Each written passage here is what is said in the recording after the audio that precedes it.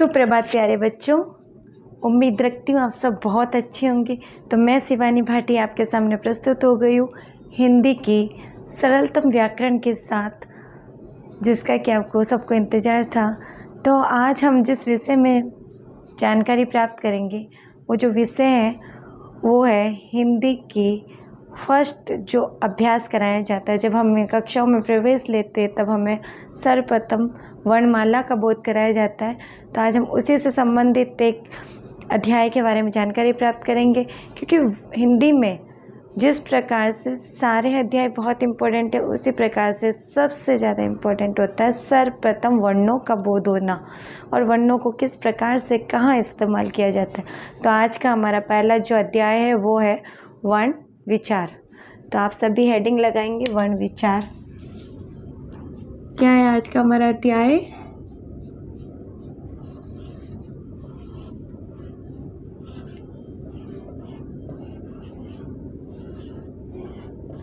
वर्ण विचार। आज का हमारा जो अध्याय है वो है वर्ण विचार। वर्ण विचार यानी जो वर्ण होते उस पे हम विचार करेंगे कि जो वर्ण होते वो किस प्रकार से इस्तेमाल किए जाते हैं। सर्वप्रथम हम वर्णों की परिभाषा लिखेंगे कि आखिर वर्ण होते क्या है। इसके लिए हमें इसकी परिभाषा लिखनी पड़ेगी। तो सर्वप्रथम हम लिखेंगे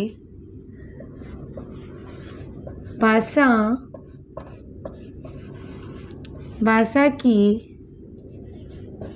सबसे छोटी इकाई। भाषा की सबसे छोटी इकाई वर्ण कहलाती है। भाषा की सबसे छोटी इकाई वर्ण कहलाती है।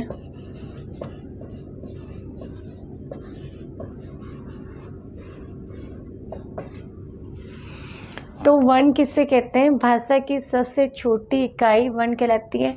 हाँ, कभी कभी परीक्षा में आ जाता है कि भाषा की सबसे छोटी इकाई ध्वनि होती है। तो ध्वनि भी गलत नहीं है, क्योंकि जो भाषा का मौखिक रूप होता है वो ध्वनि होता है। भाषा का जो मौखिक रूप होता है वो क्या होता है? ध्वनि। तो आगे वर्ण के कितने प्रकार होते हैं? तो वर्ण के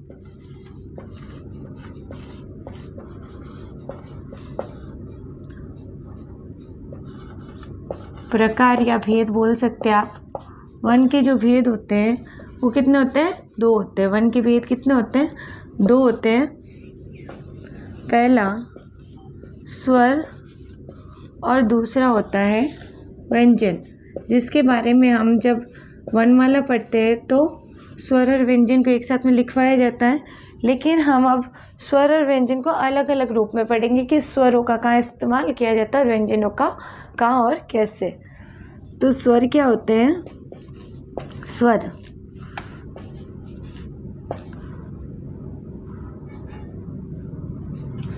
जो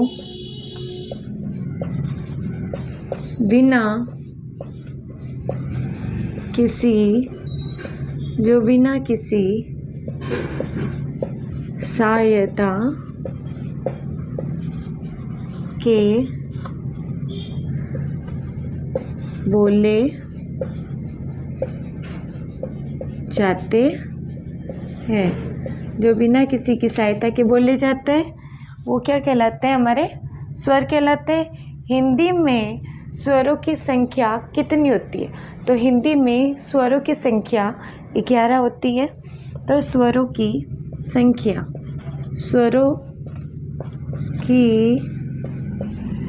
संख्या तो स्वरों की जो संख्या होती है वो 11 होती है, और जो स्वरों की मात्राएं होती है वो 10 होती है। स्वरों की मात्राएं जो होती है वो 10 होती है। अब आप सोचेंगे स्वर की संख्या आपने 11 बताई, मात्रा 10, तो कैसे? तो आप सारे स्वर यहाँ पे लिखेंगे अ, आ, ई, उ, री, ए, आई ओ और। तो हमने यहाँ पे 11 स्वर लिखे, 1 2 3 4 5 6 7 8 9 10 और 11। जो हमारा ये अ जो है वो इसकी कोई मात्रा नहीं होती, इसीलिए शेष जो बच जाते हैं, शेष जो 10 बचे उनकी मात्रा होती है। इसीलिए स्वरों की संख्या कितनी है? 11 और उसकी मात्रा कितनी है? 10। अब आगे हम पढ़ेंगे कि इनको कितने भागों में इनको बांटा गया है, किस आधार पे बांटा गया है स्वरों को। तो उसके लिए सबसे पहले आप नोट आउट कर लो। हाँ, सरल रूप में आप बोल सकते हो जो स्वर होते हैं, जो स्वर होते हैं वो स्वतंत्र होते हैं। स्वर जो होते हैं वो स्वतंत्र होते हैं। स्वतंत्र क्यों कहा गया है? क्योंकि स्वरों को बोलने के लिए किसी की और अन्य की सहायता की, किसी अन्य की मदद की ज़रूरत नहीं पड़ती, इसीलिए स्वरों को स्वतंत्र कहा गया है। लेकिन उस जैसे व्यंजन हम बोलते हैं तो व्यंजन को बोलने के लिए हमें स्वरों की सहायता लेनी पड़ती है, इसीलिए जो व्यंजन है वो स्वरों पर निर्भर है, लेकिन जो स्वर है वो क्या है? स्वतंत्र है। स्वर जो है स्वतंत्र है, उनको किसी की ज़रूरत नहीं है। जैसे कोई इंसान कहता है कि मैं मेरा काम स्वयं कर लूँगा, मुझे किसी की मदद की आवश्यकता नहीं, वैसे ही हमारे स्वर होते हैं जो बिना किसी की सहायता के बोले जाते हैं। और लेकिन व्यंजन जो है वो स्वरों की सहायता के बिना नहीं बोले जाते। अभी आप यहाँ तक नोट आउट करो और ये याद रखने का सरलतम रूप है कि स्वर जो होते हैं वो स्वतंत्र होते हैं। जिन बच्चों को परिभाषा याद नहीं रहती वो ये याद रख सकता है कि स्वर जो होते हैं वो पूर्ण रूप से स्वतंत्र होते हैं, वो किसी पे निर्भर नहीं होते। नोट आउट करो, फिर आगे बढ़ते हैं। 2 मिनट का टाइम है आपके पास।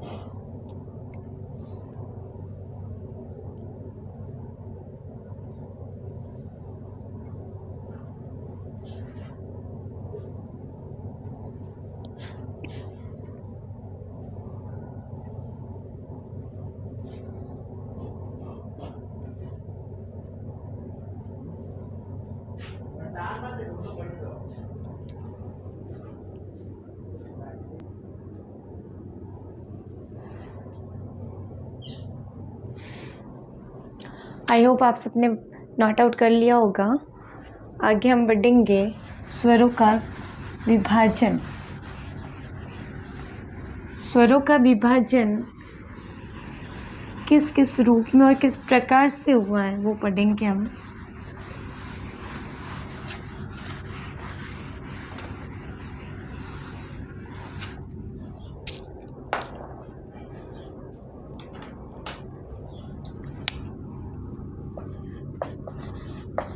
तो हम पढ़ रहे थे स्वर, और अभी हम पढ़ेंगे स्वरों का विभाजन। स्वरों का विभाजन जिसके 5 प्रकार से विभाजन किए गए। जो पहला है मात्राओं के आधार पर। पहला जो है मात्राओं के आधार पर, मात्राओं के आधार पर 3 भागों में बांटा गया है। पहला ह्रस्व, दूसरा दीर्घ और तीसरा प्लुप्त। ह्रस्व को लघु बोल सकते हैं आप, दीर्घ को गुरु बोल सकते हैं, छोटी मात्रा और बड़ी मात्रा। तो ह्रस्व में क्या आएगी? ह्रस्व में अ, ई, उ और री की मात्रा आएगी। शेष स्वर जो है वो दीर्घ में आएंगे, शेष स्वर जो है दीर्घ में आएंगे। और जो ये प्लुप्त स्वर होते हैं, लंबी ध्वनि ली जाती है। किसी भी शब्द को बोलने में, किसी भी लाइन को बोलने में जब हम लंबी ले लेते हैं तो वो प्लुप्त स्वर के अंतर्गत आते हैं। जैसे हे राम,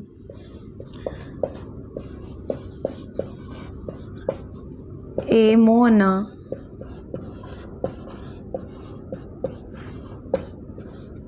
रोना, रोना आदि। क्योंकि इन शब्दों को बोलते समय हमारी जो ध्वनि है वो थोड़ी लंबी जा रही है, तो जैसे ही इस टाइप के कोई भी शब्द आते हैं तो वहाँ प्लुप्त स्वर के अंतर्गत वो आएंगे। आगे सेकंड है ओष्ठ के आधार पर, ओष्ठ या होठ बोल सकते हो। ओष्ठ या होठ के आधार पर विभाजन 2 प्रकार से किया गया। ओष्ठ के आधार पर पहला वृत्ताकार और दूसरा अवृत्ताकार।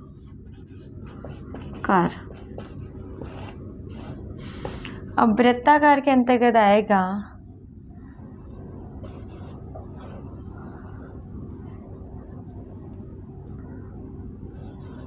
उ, बड़ा उ, ओ और औ। शेष सभी अवृत्ताकार के अंतर्गत आएंगे। अब आप बोल के देखो, उ, उ, ओ। आप बोल रहे हैं, आपका मुंह का जो शेप है वो सर्कल बन रहा है, राउंड बन रहा है, इसीलिए इसको नाम क्या दे दिया गया है? वृत्ताकार। तो आप बोल के भी इसका पता लगा सकते हो कि ये जो है वो स्वर का कौन सा हिस्सा है। तो ये उ, ओ और ओ जो है ना, उ, बड़ा उ, ओ और आउट जो है वो वृत्ताकार के अंतर्गत आता है। शेष बचे हुए सारे स्वर आपके अवृत्ताकार के अंतर्गत आएंगे। यहाँ तक आप सभी बच्चे नोट करेंगे। 2 मिनट का समय, उसके बाद हम आगे बढ़ेंगे।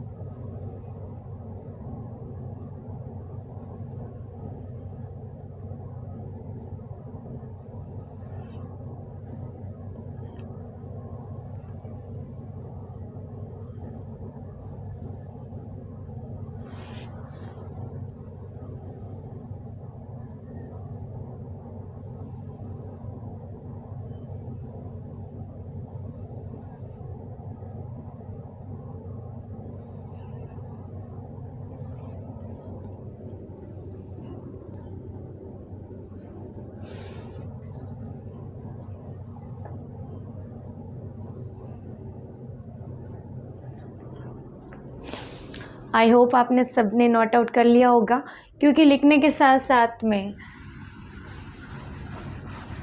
आपका जो अभ्यास होता है वो लंबे समय तक होता है, इसीलिए लिखना बहुत आवश्यक है। मौखिक रूप जितना आवश्यक है उतना ही लिखित रूप आवश्यक है। इसीलिए आप जिस चीज़ को जितना लिखेंगे वो ज़्यादा समय तक आपको याद रहेगी। अभी हमने स्वरों का विभाजन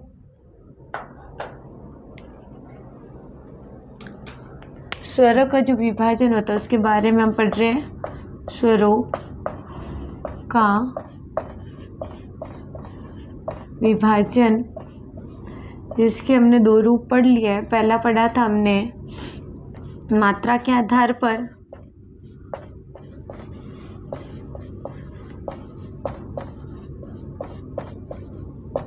मात्रा के आधार पर। दूसरा हमने पढ़ा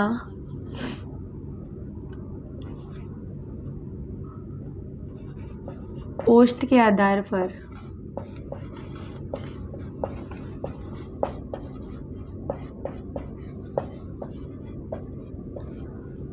अब हम तीसरा जो पढ़ेंगे वो है जीवा के आधार पर। जीवा यानी जीभ के आधार पर।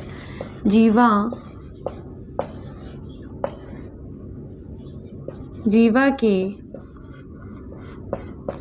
आधार पर स्वरों का जो विभाजन हो रखा है वो तीन प्रकार से हो रखा है। पहला है अग्र, दूसरा है मध्य और तीसरा है पश्च, जिसे पश्चात भी बोल सकते हैं आप। अग्र जो होता है वो हमारे जीभ का सबसे आगे का भाग होता है ना। अग्र जो मूल भाग होता है, उससे जिन स्वरों का उच्चारण होता है वो अग्र के अंतर्गत आते हैं। तो वो कौन से हैं? तो ई, बड़ी ए और आई, ये सारे अग्र के अंतर्गत आएंगे। जीवा के अग्र भाग से इनका उच्चारण होता है। आप बोल के भी देख सकते हो, ई, बड़ी ए और आई। उसके बाद में सेकंड जो है हमारा मध्य है। तो मध्य के अंतर्गत सिर्फ अ आएगा। मध्य के भाग में सिर्फ अ का उच्चारण होता है। शेष जो स्वर है वो पच यानी बाद में के अंतर्गत आएंगे। शेष जो सारे स्वर है वो पच के अंतर्गत आएंगे। चौथा जो हिस्सा है वो है नासिका के आधार पर। किसके आधार पर?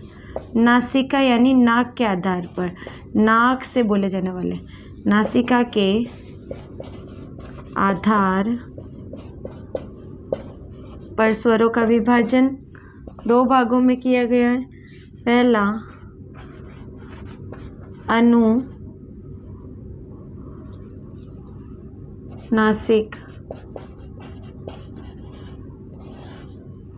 और दूसरा निरनुनासिक। निरनुनासिक। जो अनुनासिक होते हैं अ, आ, ई, इसके ऊपर जो चंद्र बिंदु है, चांद जो है वो अनुनासिक का संकेत देता है। जो ये चांद जो आता है वो अनुनासिक का संकेत देता है। अ, आ, ई और बड़ी ई, ये निरनुनासिक का संकेत देते हैं। जिसके ऊपर अनुनासिक नहीं लगे गए हैं वो निरनुनासिक के अंतर्गत आएंगे। आप ये सब उतार लीजिए, उसके बाद हम आगे बढ़ेंगे।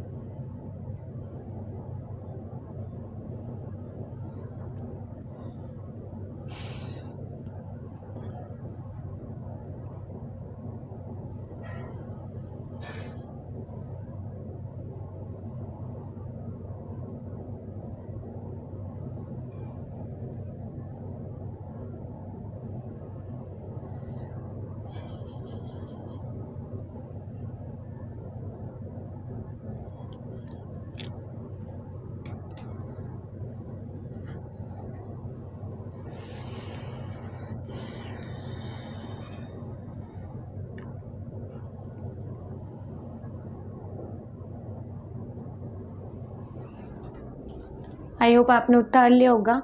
आगे हम स्वरों का जो विभाजन है उसका आखिरी 5वां जो है वो पढ़ेंगे।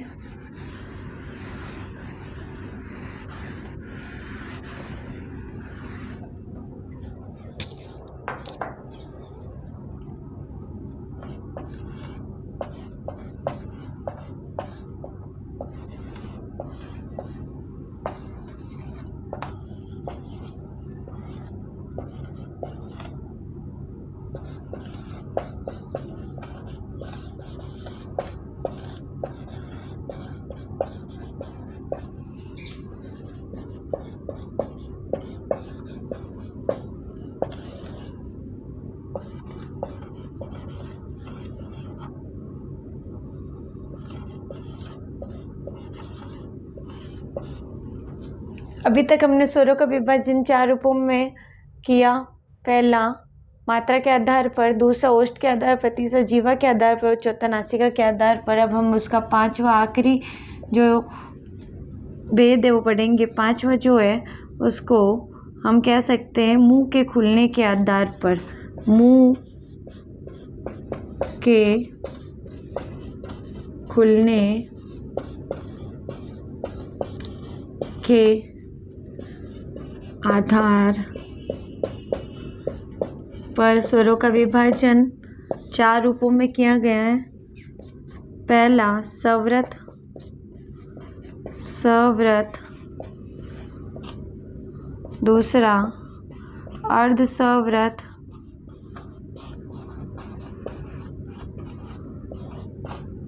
तीसरा विवृत और चौथा अर्धविवृत। अर्ध यानी आधा।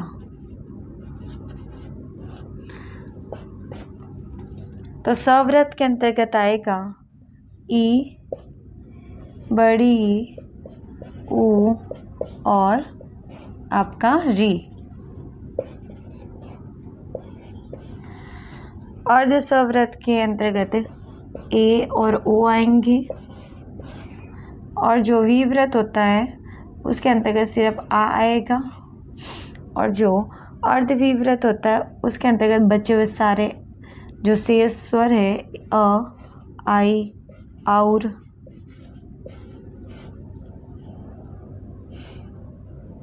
री इसके अंतर्गत नहीं आएगा। इसके अंतर्गत आपके आएगा बड़ा ऊ और री आएगा आखिरी में, शेष बचे हुए में आएगा आपके री।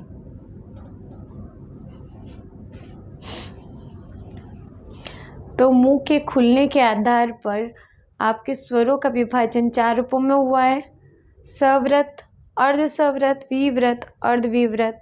जो सवृत होता है इसमें मुंह पूर्ण रूप से ओपन होता है, खुलता है, जैसे ई, ऊ, जो आपका मुंह का जो शेप होता है पूरा तरीके से खुलता है। और अर्धसवृत यानी आधे मुंह का खुलना, ए और ओ, पूर्ण रूप से आपका मुंह नहीं खुलेगा। बोल के भी देख सकते हो। विवृत में आ है, आ में हम एक ब्रैकेट में लाइन लिखेंगे, पूरा मुंह खुलना, पूरा मुंह खुलना। बोल के देखिए, आ, तो आपका जो मुंह है पूर्ण रूप से खुलेगा आ बोलने पे। जो शेष सभी स्वर है वो अर्धविवृत के अंतर्गत आएंगे, अ, आई, और री। तो ये नोट आउट कर लीजिए आप।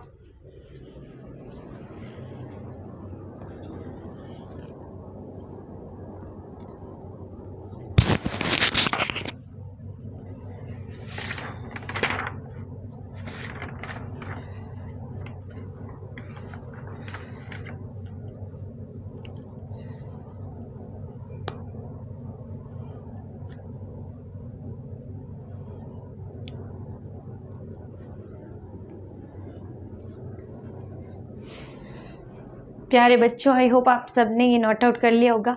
तो आज हमने जो जानकारी प्राप्त की वो वर्ण विचार के अंतर्गत की। वर्ण विचार का हमारा पहला जो पार्ट था वो है, अभी काफ़ी कुछ बाकी है। वर्ण क्या होते हैं? भाषा के सबसे छोटी इकाई को वर्ण कहते हैं। और वर्णों के 2 प्रकार है, स्वर और व्यंजन। स्वर के बारे में हम पढ़ रहे हैं। तो स्वरों का विभाजन, आखिर स्वर होते क्या, जो बिना किसी की सहायता के बोले जाते हैं वो स्वर होते हैं। और स्वरों का विभाजन 5 भागों में किया गया है। कितने भागों में किया गया? 5 भागों में किया गया है, जिसका पहला है मात्रा के आधार पर, दूसरा है ओष्ठ के आधार पर, तीसरा जीवा के आधार पर, चौथा नासिका के आधार पर, पांचवा मुंह के खुलने के आधार पर। और इन पांचों विभाजन के अंतर्गत जितने पार्ट है, जितने भाग है, उसके अंदर किस प्रकार से विभाजित किए गए स्वरों को, उनके बारे में हमने जानकारी प्राप्त की। आई होप आपको समझ आए होंगे। आप सभी बच्चे इसका पुनः अभ्यास करेंगे, तब हम पुनः मिलते हैं अगली कक्षा में। धन्यवाद।